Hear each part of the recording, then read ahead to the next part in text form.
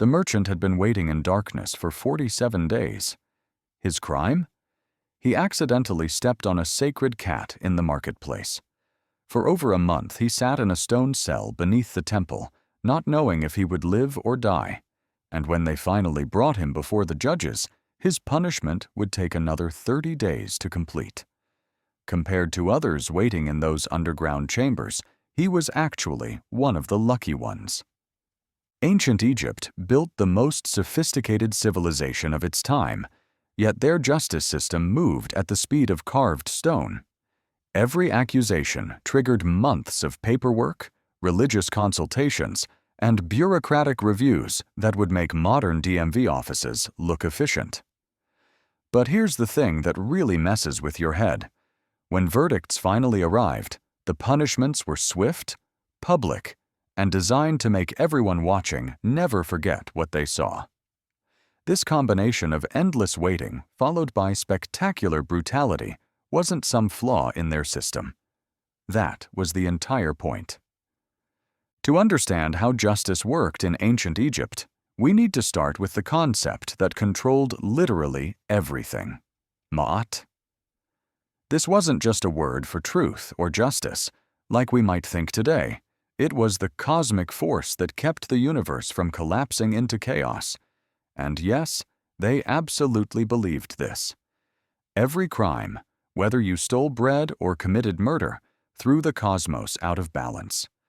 The pharaohs' courts existed to restore that balance, and they would take as much time as necessary to get it right before making the punishment so memorable that the very thought of committing crimes would terrify people for generations.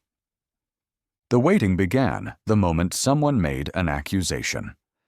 Unlike modern systems where you're innocent until proven guilty, ancient Egyptian justice assumed that if someone bothered to file a formal complaint, something was probably wrong, which meant you were getting locked up first and asked questions later.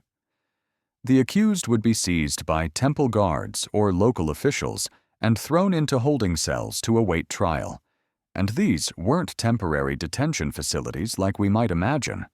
These were underground chambers carved from bedrock, often beneath temple complexes where the courts would eventually meet, if you lived long enough to see them. The conditions in these pre-trial chambers were deliberately harsh, because why wouldn't they be? Prisoners received one meal of bread and beer per day, just enough to keep them alive, but weak enough that escape became impossible, a calculation that someone definitely spent time figuring out. Families could bring food, but only if they could afford the bribes to the guards. And let me tell you, those guards knew exactly what they could charge. Many prisoners spent their waiting time in complete darkness, since oil for lamps was considered a luxury the accused didn't deserve. The logic was simple and cruel.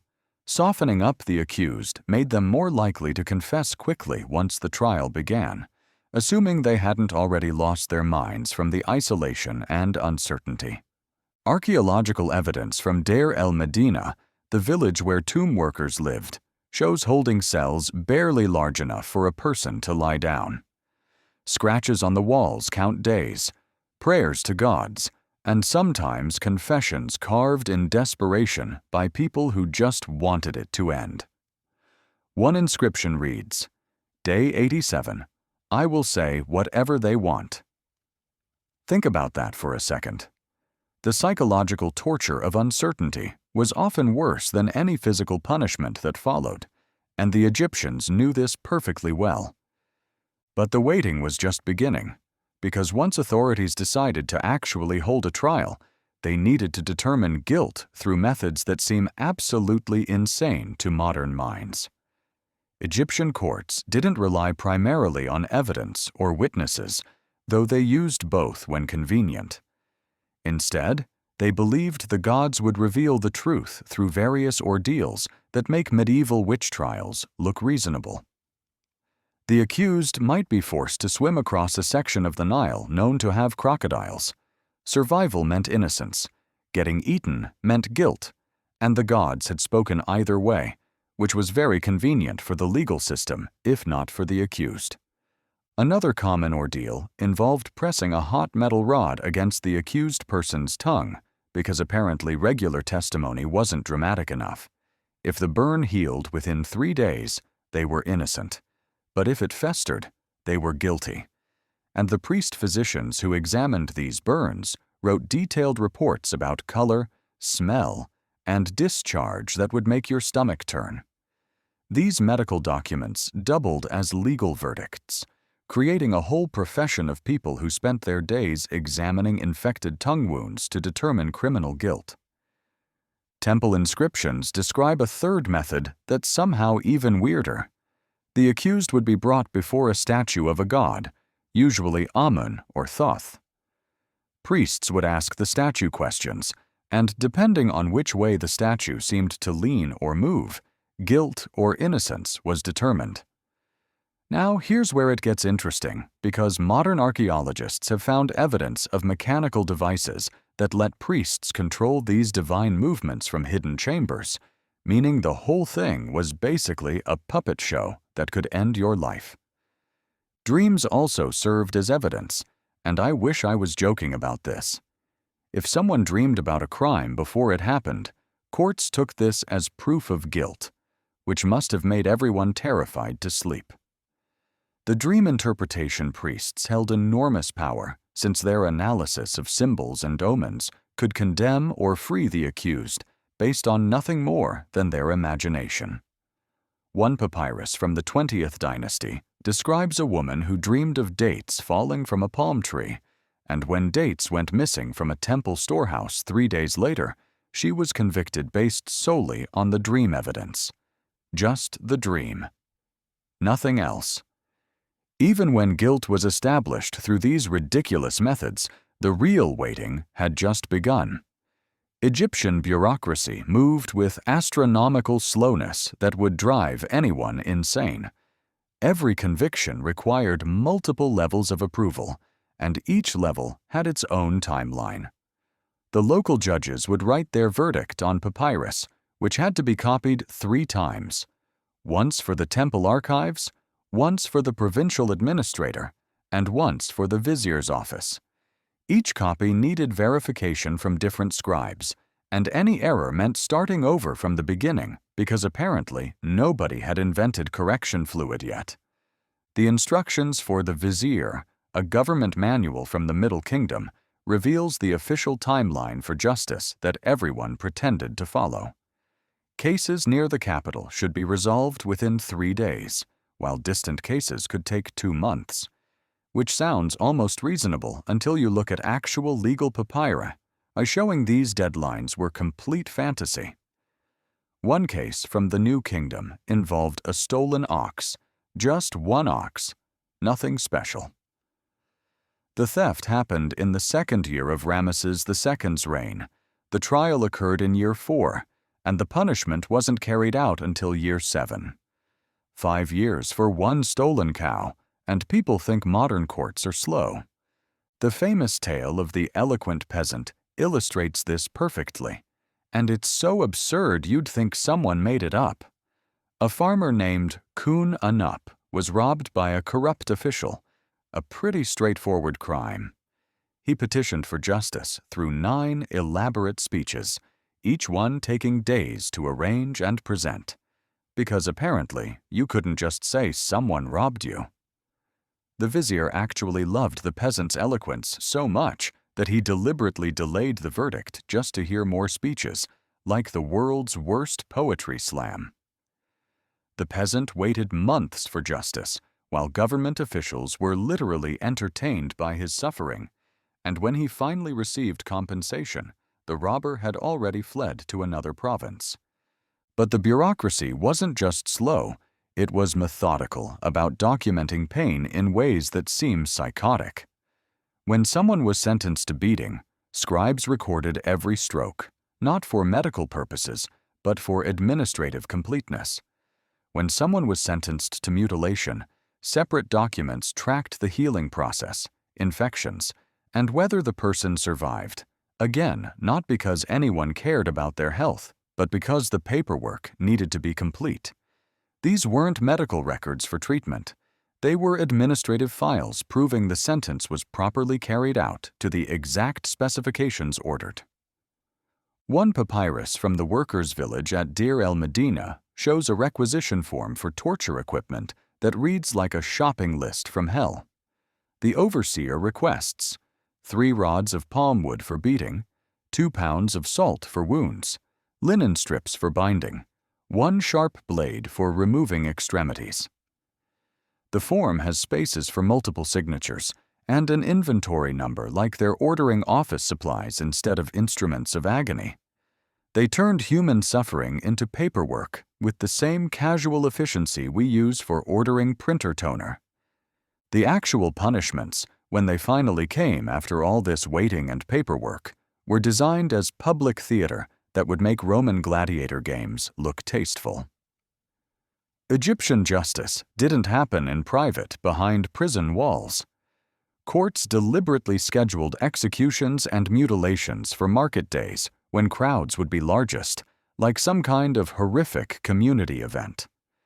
They built special platforms in city squares where punishments could be viewed from all angles, and parents were encouraged to bring children as moral education, which really puts your childhood trips to the museum in perspective.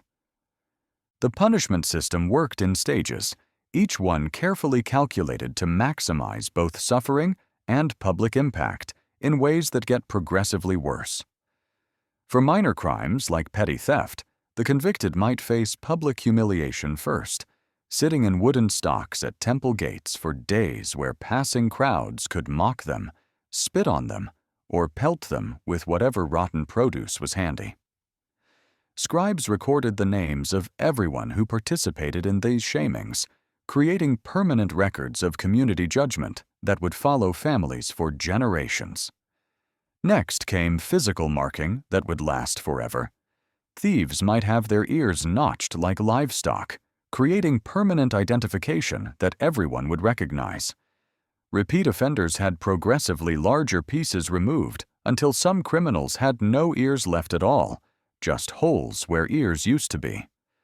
The phrase, "May my nose and ears be cut off if I lie," appears in countless legal oaths, showing how common these mutilations were, and without ears or nose, the person couldn't receive proper mummification after death, effectively destroying their chance at an afterlife which mattered more to Egyptians than almost anything else. For more serious crimes, the stages intensified in ways that seem calculated to destroy a person slowly. A corrupt tax collector might first lose his position and property, leaving his family destitute. Then he'd face public beating with between 30 and 200 strokes, depending on how much he stole, counted out loud by the crowd. After healing from the beating, assuming he survived it, he might be branded with hot metal on his forehead, marking him forever as dishonest in a way everyone would see. Finally, he would be sent to labor camps in the desert quarries, where most prisoners died within 2 years from exhaustion and heat, but not before producing plenty of stone blocks for royal monuments. The papyrus records from these labor camps paint a picture of calculated cruelty that treated humans like disposable tools.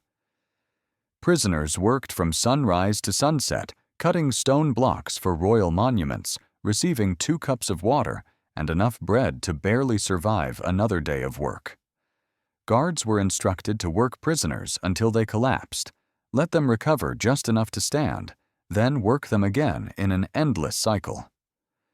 One overseer's report states matter-of-factly, of 40 prisoners received this month, 12 remain capable of work, 15 have died, 13 are dying, and 40 more. Just like that, human lives reduced to inventory management. But forced labor was merciful compared to capital punishment, which Egyptians turned into an art form of symbolic brutality.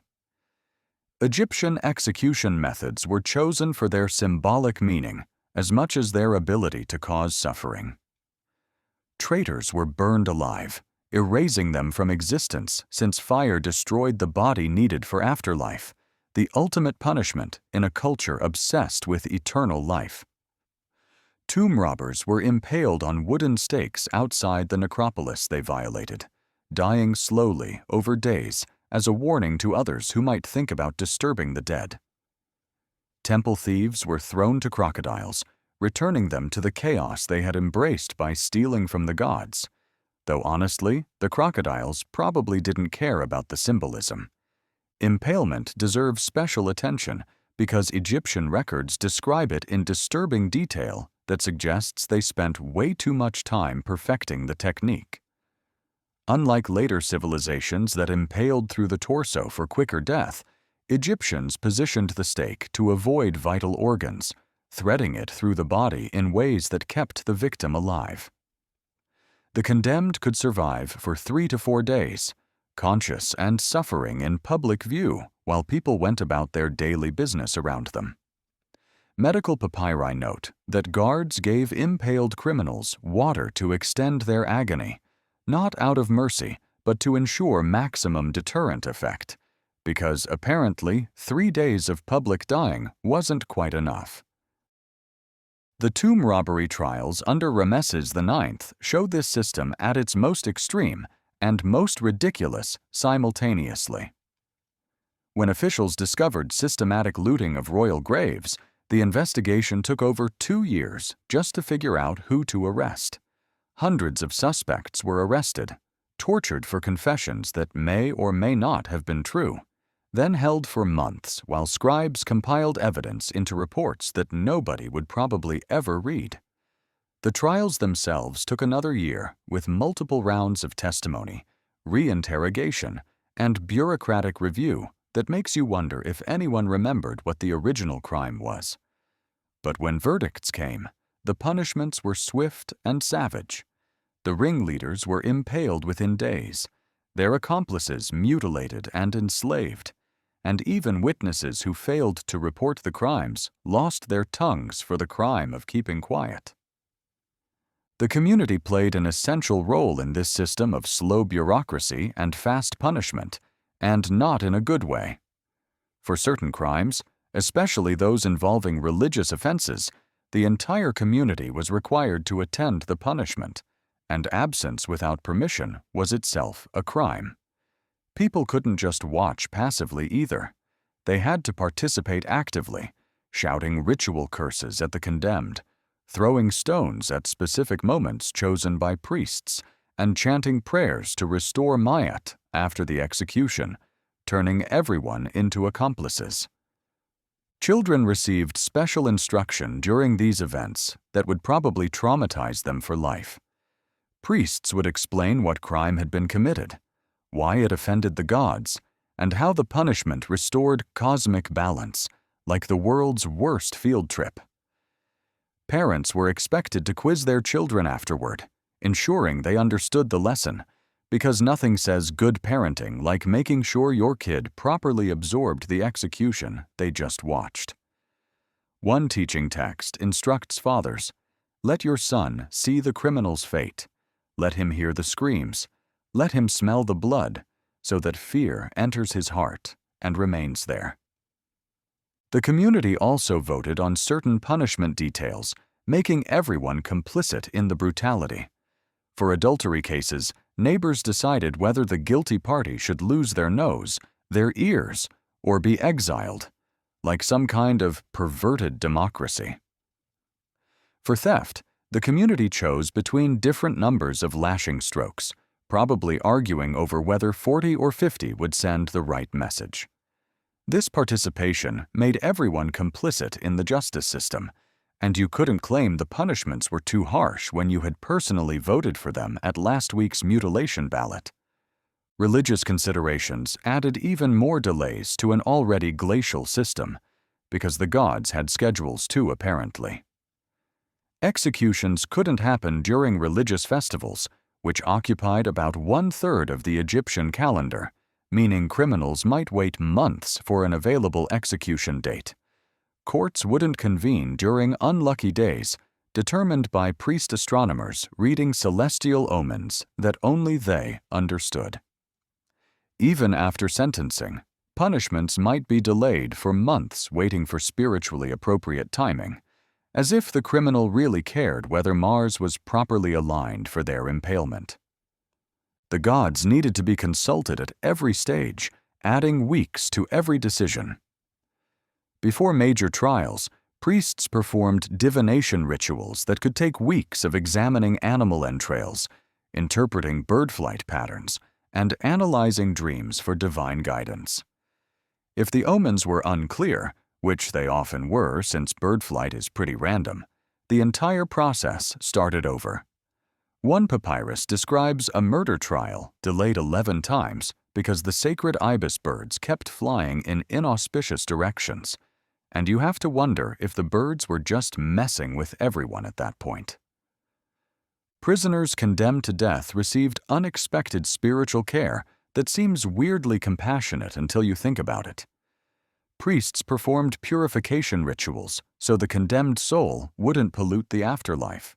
But these rituals could take days or weeks, during which the prisoner waited, knowing exactly when they would die. The psychological torture of counting down to your own execution while priests prayed over you was considered part of the punishment, because why waste an opportunity for additional suffering? Some criminals could appeal directly to gods through oracular trials, though this usually just prolonged the agony. The condemned would be brought before a portable shrine during religious processions, and priests would ask the god whether mercy should be shown.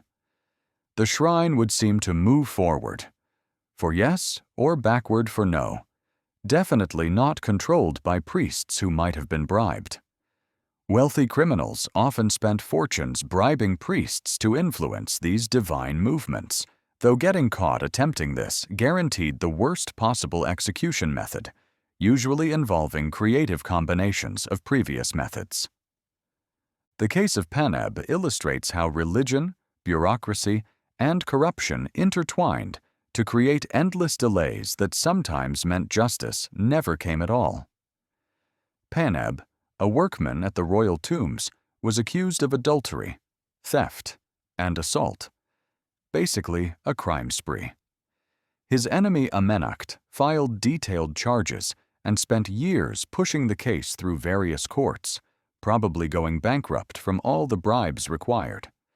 But Paneb had powerful friends among the priests who kept finding religious reasons to delay proceedings. Amazing how the gods always seemed to side with whoever paid more. The case dragged on so long that Paneb died of natural causes before any verdict was reached, cheating justice entirely and probably laughing about it in whatever afterlife he ended up in. Even successful convictions could be delayed by religious appeals that seemed designed to never end. Criminals could request trial by oracle, divine intervention through dreams, or purification rituals that might reveal innocence, each request requiring forms, fees, and scheduling around religious calendars that were incomprehensible to anyone not trained as a priest.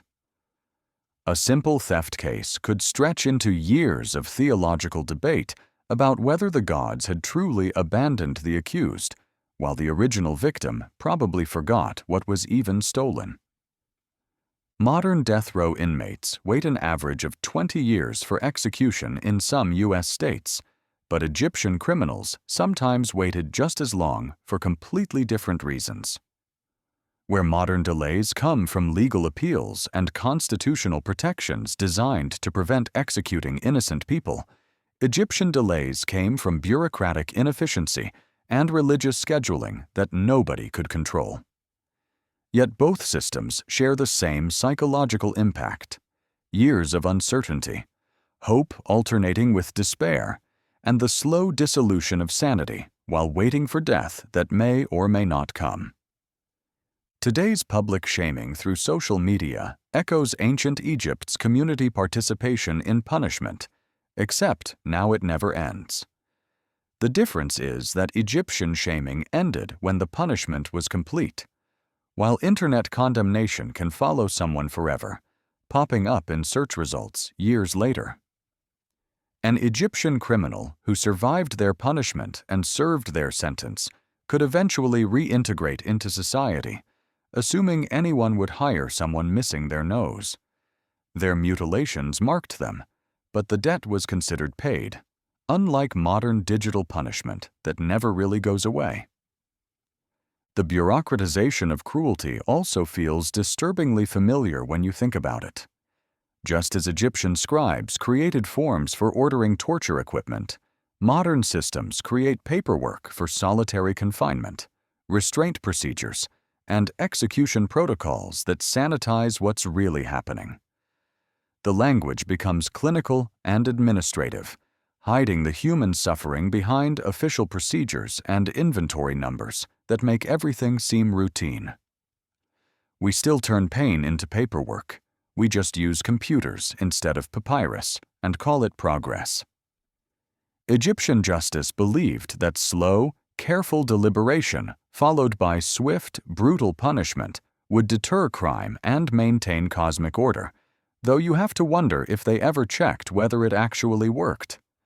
They wanted potential criminals to know that getting caught meant months or years of agonizing uncertainty, followed by spectacular public suffering that everyone would watch. The system was designed to be so thoroughly unpleasant at every stage that fear alone would keep people obedient, assuming they didn't just get better at not getting caught. But did it work? Crime never stopped in ancient Egypt, obviously. The same papyri that record elaborate punishments also record constant theft, assault, corruption, and murder happening anyway.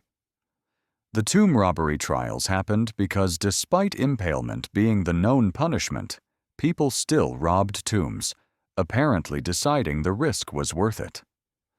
The eloquent peasant story exists because corrupt officials still abused their power despite knowing the consequences, probably figuring they could bribe their way out of trouble like Paneb did.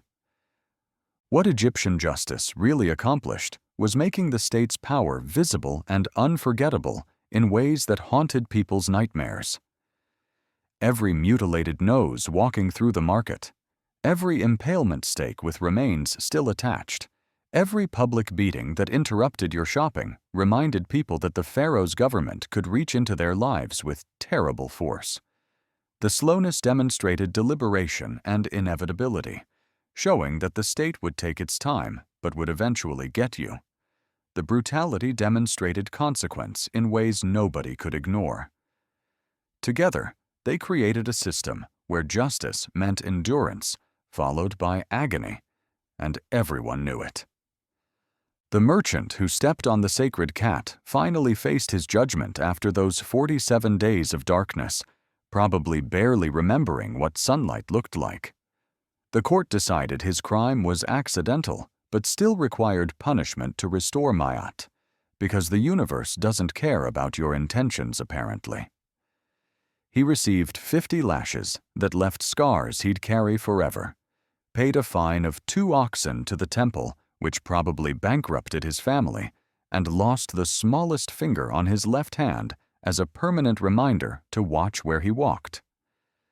Compared to the tomb robber impaled beside him, still moaning after 2 days, and the adulteress who lost her nose and would never marry again, he was indeed lucky.